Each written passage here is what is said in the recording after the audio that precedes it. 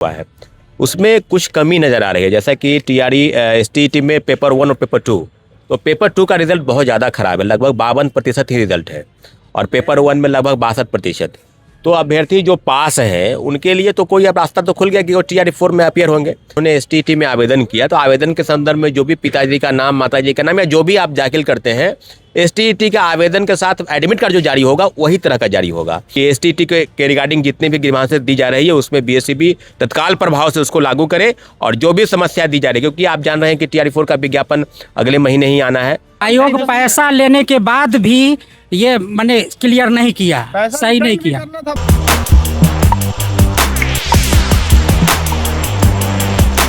नमस्कार, आप देख रहे हैं वॉइस अब और मैं हूं श्रेया। अभी हम मौजूद हैं जो छात्र नेता सौरभ हैं उनके पास, और हम बात करेंगे लगातार जो स्टेट के अभ्यर्थी नाराजगी जो जता रहे हैं, जो रिजल्ट को लेके वो मांग कर रहे हैं, सुधार के लेके वो मांग कर रहे हैं, आंसर की और रिजल्ट में जो मैच नहीं हो रहा है, इस पर हम बात करेंगे छात्र नेता सौरभ से। बहुत क्या कुछ कहना है आपका? बहुत बहुत धन्यवाद पहले आपको।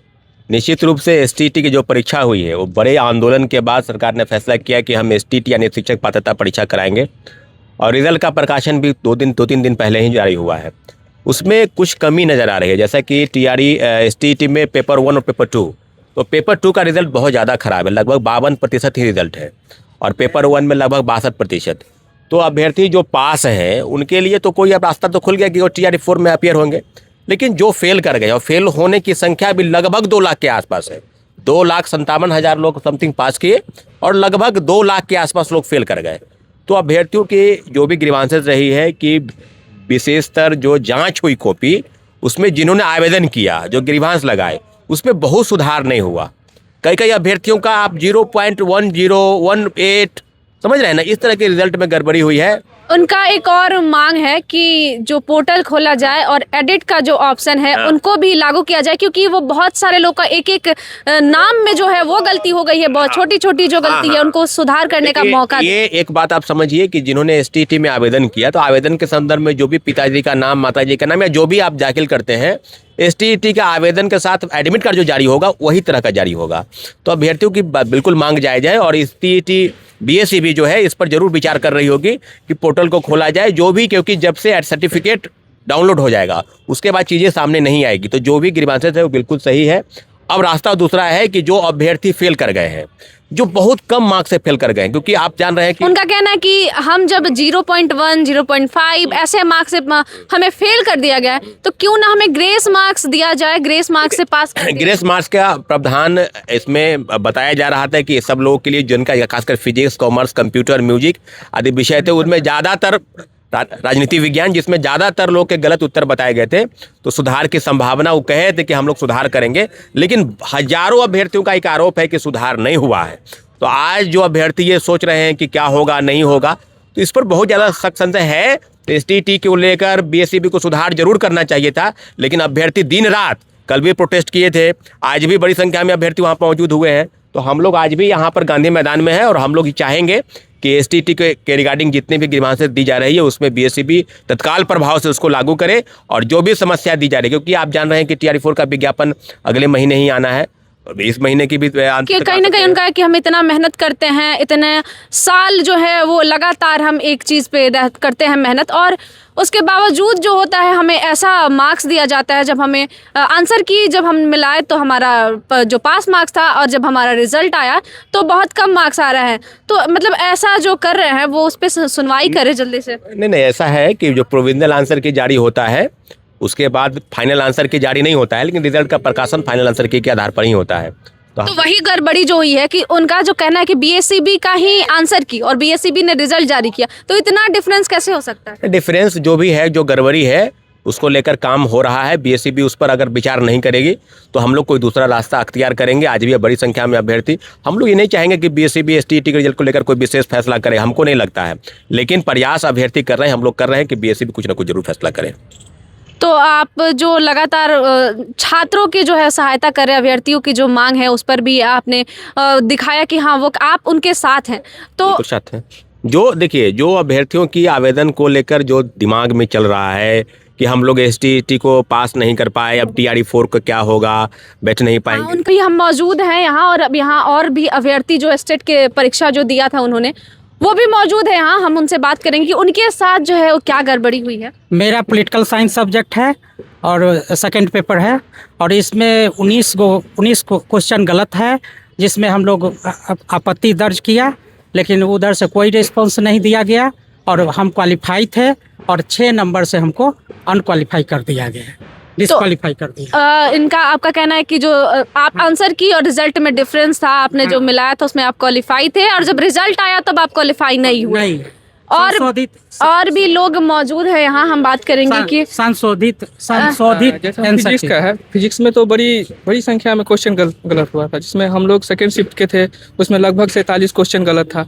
और प्रूफ के ऑथेंटिक प्रूफ के साथ जो प्रूफ हम लोग से मांगा गया था, वो सॉलिड प्रूफ हम लोग दिए थे, और प्रूफ देने के बाद मेरा 24 क्वेश्चन गलत माने कि सही था, और आंसर की से 24 क्वेश्चन सही माने गलत जो वो जारी किए थे वो गलत था, और हम 24 क्वेश्चन पर चैलेंज किए थे, जिसमें मेरा लगभग 6-7 क्वेश्चन माने कि सही करके बस नंबर दिया, और हमें जो है ना 0.66 पॉइंट से जो है ना फेल किया गया है। तो ये कितनी जो दुख की बात है, कितनी कि आप लोग को इतने कम मार्क्स से ये पीछे हट जा रहे हैं।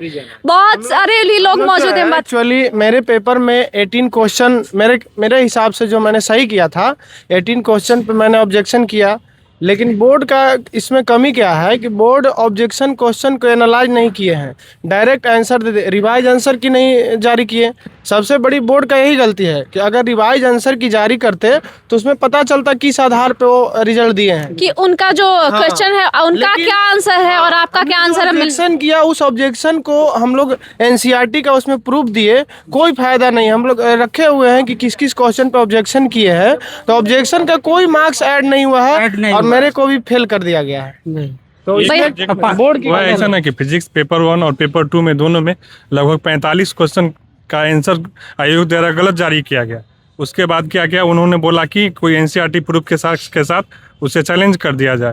पर क्वेश्चन 61 रुपीज़ करके उसने चैलेंज में मांगा, और सभी बच्चों ने चैलेंज भी किया। पर जब उनको प्रोविजनल आंसर की जारी करना चाहिए था, लेकिन डायरेक्ट वो रिजल्ट जारी करके और कुछ बच्चों का डायरेक्ट नंबर और घटा ही दिए, और उससे कुछ लोगों का नंबर बढ़ भी गया है, कुछ लोगों का नंबर बढ़ा, तो वो तो बढ़ा है।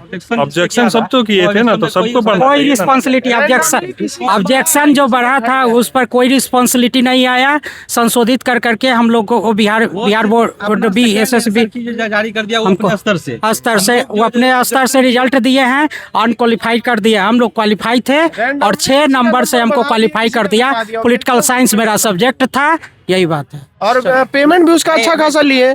पहले क्या है, बोर्ड के द्वारा कहा गया कि जो लोग ऑब्जेक्शन करेंगे सिर्फ उन्हें ही नंबर मिलेगा। तो बहुत सारे लोग अब एक क्वेश्चन पे 61 रुपीज लग रहे थे, समझिए। सारे लोग ऑब्जेक्शन किए, हालांकि 50 क्वेश्चन तो ऑब्जेक्शन किए। मैंने 18 क्वेश्चन किया, पेमेंट किया, NCERT का प्रूफ दिया, फिर भी मेरा मार्क्स नहीं बढ़ा। बताइए, यहाँ पे अभ्यर्थी जो है वो कह रहे हैं कि पैसे लेने के बावजूद उन्होंने कोई एक्शन नहीं किया।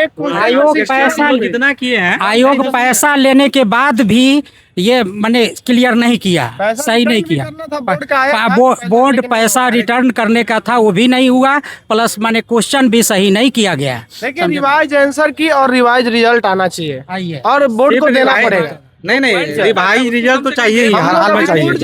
और देखिए हम लोग 25 जैसे ऑब्जेक्शन किए 25 क्वेश्चन पे, और एक्यूरेट जो है NCERT से किए, उस क्वेश्चन से मिला के हम लोग का लगभग 80+ होता है। तो उसमें क्या किए, वो जो है सेकेंड बार जो है रिजल्ट दिए, वो अपना खुद आंसर की से मतलब उसका रिजल्ट दे दिए। लेकिन हम लोग का जो ऑब्जेक्शन किए उस पर कोई उसका निराकरण नहीं किया गया, किसी भी रेंडमली किसी पे नहीं किया गया उसका।